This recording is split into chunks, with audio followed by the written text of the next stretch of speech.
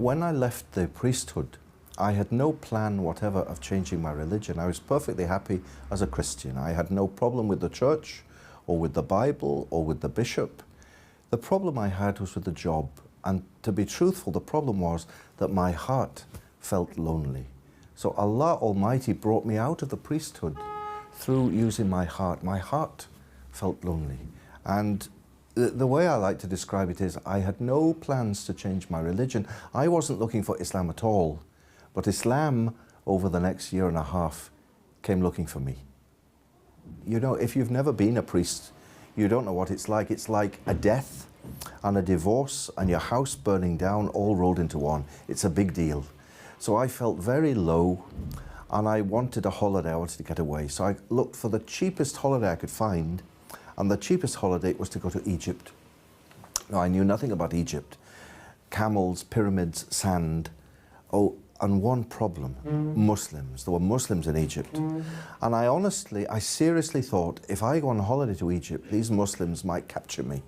Because the television told me that Muslims are violent and they're all terrorists and stuff.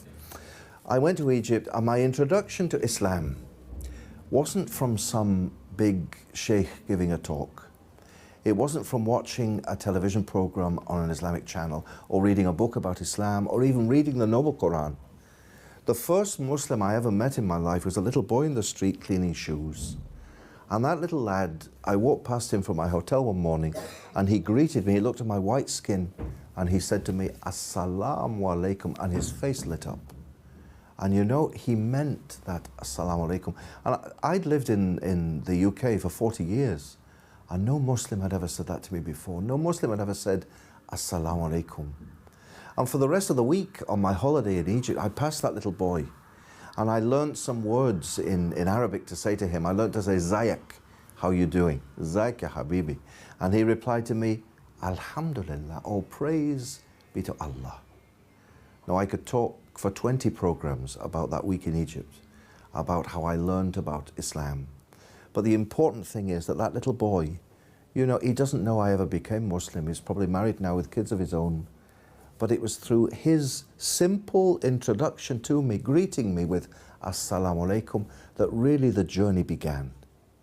I know that Allah was bringing me to Islam right from my birth.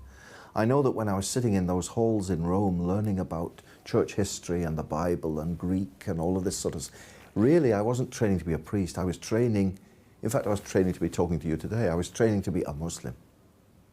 But the journey really began, Allah really started it all off by bringing me out of the priesthood and getting that little boy to spark my interest on what Islam was all about.